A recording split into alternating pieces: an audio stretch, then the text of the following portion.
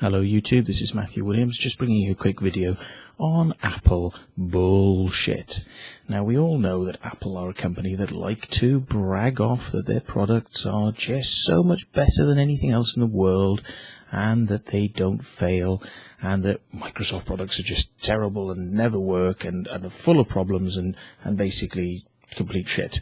Now, you know I love to take the piss. I love to take the piss out of these falsehoods. But anyway, I sometimes get asked by Apple users to fix their machines. Now, of course, this is weird because why would you need to fix a machine that doesn't break? I was round somebody's house the other day and he said, "Oh yeah, I got problems with my Apple." And I'm like, "Yeah, what are you going to do?" And he's like, "Well, there's not much I can do. I'll have to send it back to Apple, won't I?" I'm like, "Yeah." I said, "But that's weird, isn't it? Because they never break." And he went, "Yeah, that's right. They never break. They never fucking break until they break." Yeah, so we all know this is bullshit. Anyway, iPads, iPhad, as far as I'm fucking concerned. iPad, iFucking-fad. These devices are supposed to be brilliant on the internet. You know, they work wonderfully on the internet. And one of the things you do on the internet is you look at web pages and you get your emails. Well, as we all know, looking at web pages doesn't really work very well because Apple don't like Flash, and they won't allow Flash on their machines because they say it's terribly buggy and they don't want it. So that means that you can't go to a lot of web pages. But guess what? That actually has knock-on effects into your emails, because if you have links for Flash graphics in your emails that people send in to you, guess what happens? Crashes the fucking email program. And I mean, what a fucking shit-looking email program it is anyway, but it's trying to mimic Outlook, i.e. that it has the names of the emails and who they're from down one side, and on the right-hand side they have a little preview window. So this is mimicking Outlook.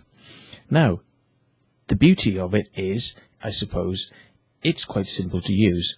The downside is, it crashes like a motherfucker, yeah? I was called to do somebody's computer the other day, and they asked me to give them a hand, so I went and had a look at their iPad, and I thought, here we fucking go.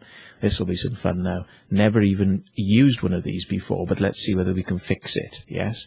Obviously, Apple users being Apple users, they can't fix their own fucking shit because, it couldn't get any fucking dumber, yeah? And still they can't even fucking operate them. So, of course, what was happening is they were going into their email program and they were scrolling up the side to look at their emails, and when they would scroll to a certain point, it would just go boop and just disappear off the screen. No crash message, no explanation of what was going wrong, just boop, just disappears. So, what the fuck does that mean? You don't know why it's gone wrong. There's no crash dump report, nothing. So, I basically kept on scrolling up the screen, boop, and I worked out that if I scrolled to a certain point, that I could work out which message was actually just about to come up onto the screen and kill the browser. So I thought, right, this must be an email that's actually causing the problem. It must be a single email that's doing it. So I went on the net and I Googled the fault, which of course Apple users can't fucking do this, because they don't understand that you can type into Google that I've got a problem and it'll give you an answer. Right, okay, that's the type of person who buys Apple products, because they just need them simple. So simple that even they can't use them. Yes? So anyway, I typed into Google, iPad crashing problem. I found loads of people going back over a number of years, right up to the current date, who say that they've been having this problem. And guess what they said? The iPad crashes if you have too many emails in it. Okay? So if you have too many emails, the mail program will crash. Wow. Isn't that good? That sounds like a wonderfully designed product. You've got too many emails? Fuck you. Delete them. You're not allowed to have them. Get rid of them. You can't have lots of emails. You're on Apple now. You've got to have a few emails. So that was number one issue, right? Number two issue was that they said, yes, this can be fixed by upgrading the OS from 4.1 or whatever, or 3 point blah to 4.1 or 4.2 or whatever it was. So that's what I did. I updated it and it still did exactly the same thing. So it obviously wasn't a memory problem, so I looked into it further, and I found some people saying that there's a thing called the evil email. You see, because Apple users, they don't really understand what's going on, so they have to say things like evil email, like demon email. It's the demon email. It just has magic powers from Satan, and it just kills it. It's not Apple's fault, it's the evil email. It's the email's fault. Evil email, bad email, slap the fucking email down, naughty boy. Yeah? It's not the fucking email's fault, it's the fact that the bloody program is trying to preview in the right-hand window code and information when it hasn't actually been told to read the fucking email. It hasn't been told to read into the email, but it will try to read the email anyway. So guess what you have to do? The fix around the evil email is you have to go into the settings, and you have to go into the mail settings, and then you have to go into display properties, and you have to say, do not try to preview any emails. Do not. Okay? And then you can run the mail program, and you can scroll up the side, and if you click on that email, the one that you think is causing the offending problems, if you click on it, it will still preview it and crash the program. Okay? So, there's a workaround. A little hidden workaround which they don't tell you about unless you look really fucking hard on the internet sites to find the solution. Okay, this is the solution, Apple iPad users. If your mails crash like that, you have to go in and do all the things I said and turn off the preview functions, then you scroll up to the email that you think was causing the problem, but instead of just pressing it, you have to press and hold down that email. And a little secret button comes up that says delete now appears, and then you can delete that email. Then you can put the preview functions back on in your email program, and then you can scroll up the emails until it happens again on another email. And then you have to go and do the same thing. And you turn all the functions off, go to that email, hold the button down, delete, then it deletes the email. Right, this is great fucking programming, Apple. And how many years have you had to fix this fault now? And you're just doing absolutely sweet FA in order to solve it. And people are screaming on the internet. It's got a name. They've even named it now. It's the evil email. Evil email, yeah?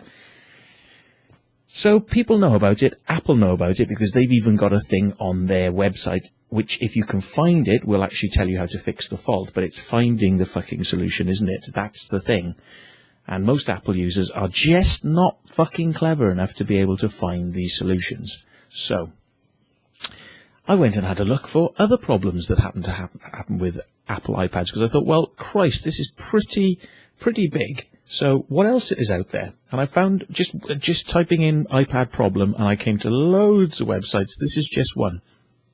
The iPad will not charge on a standard USB port, because it is so heavy on power that you have to plug it into the wall socket, or you have to plug it into specially high-powered sockets on special machines that can take it. A lot of them can't supply the power to charge via USB, so it doesn't work.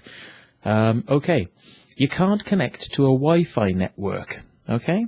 This is an acknowledged fault, yeah, that they basically, lots of iPads will not connect to lots of networks, okay? The only way to solve it is to reboot the iPad, okay? So to restart it, okay? That's the solution for that one. So they've never fixed it. You just have to restart it. So non-fixed problem. Can't sync Outlook calendars or contacts. Oh, well, of course, it would have to happen with Outlook, wouldn't it? Just can't really interface with the Microsoft product. Sorry, Microsoft products are not good, you see, so we can't really interface with it. But you could use Apple, though. You could use an Apple product, and then that would be fine. Apple products were fine connecting to each other, but they can't seem to ever really connect to Microsoft products. Weird that, isn't it? Yes. No conspiracies there at all. Anyway, the solution for this one is you have to go into the iTunes history. Oh yes, you sync up your iPad to Outlook with iTunes. Yeah, right. What the fuck has iTunes got to do with calendar functions and Outlook? It's a music program. What the fuck is it doing in there? But anyway, you go into the iTunes sync history, you choose edit, then you go to preferences, then you go to device history, and then you reset the sync history. And then it should be able to sync okay after that. Hey, check this one out. you lose the network functionality after the machine goes to sleep. So if you let the iPad just sit there for a couple of minutes on its own and its screen goes dead, you turn it back on, it won't connect to a network. Goodness gracious. And guess what? There is a solution for this. What you have to do is you have to go into your brightness for the brightness of the screen, and you have to turn it on to high brightness. When the screen is on full brightness, it'll stay connected to the network and will come back from sleep mode and still be able to connect to the network.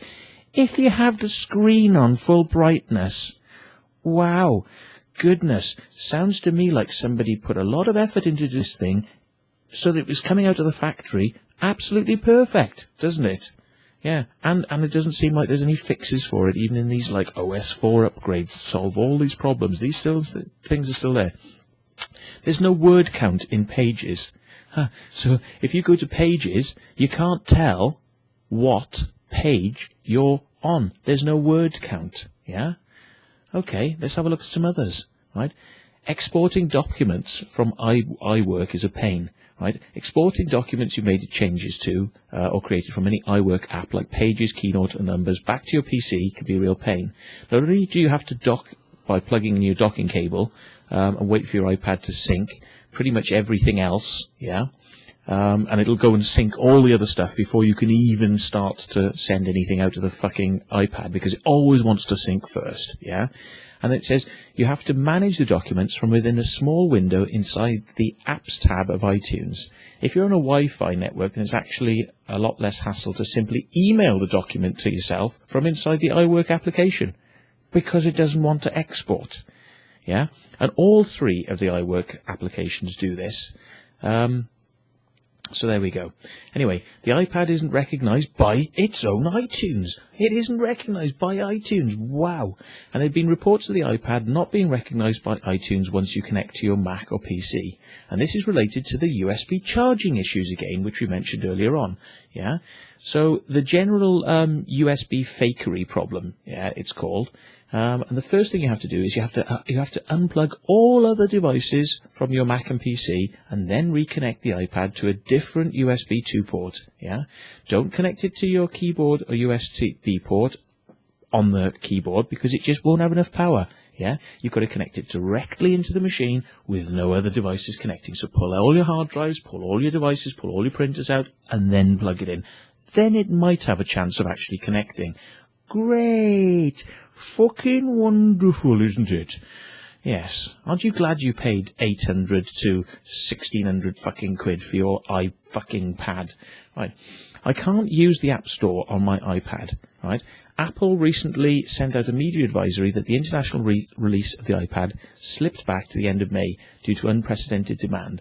Whilst this is good news for the iPad as a platform, like having a Christmas cancelled for many Apple fans who are left with no choice but to shake their fists in silent fury at their American counterparts as they continue to glory in a glut of iPads, of course, some brave souls have taken the matters into their own hands and either got an American friend to buy them an iPad and post it to them, or they've had to fly to New York for an urgent business meeting. However, these lucky few have been thwarted by the functionality of Apple's App Store. You can see, but you cannot buy the apps, even the free ones, on the iPad itself using the iTunes from a country where the iPad wasn't launched. You've got to buy the iPad in the country that they sold it in. Otherwise, fuck you, fuck you, fuck you. Yeah, so this is to stop people buying iPads in different countries at different prices and getting deals and then taking them to other countries. This iPad device is meant for use in your country only, otherwise fuck you. Okay, and the iPad, I want the iPad on pay-as-you-go. Oh well. The iPad comes in two flavours, Wi-Fi and Wi-Fi plus 3G. Whilst international pricing is yet to be announced, opting for a 3G model immediately puts $130 on the US price. Okay? And there's no phone calls. And it may look like a giant phone, but you still cannot make phone calls unless you use Skype. Okay, great. But anyway, the only problem is you end up looking like fucking Dom Jolly, they say, with a big fucking stupid brick at the end of your ear. But there we go. That's Apple for you, and that's the iPad. Hope you're enjoying it. I'm sure it isn't as good as they fucking say it is.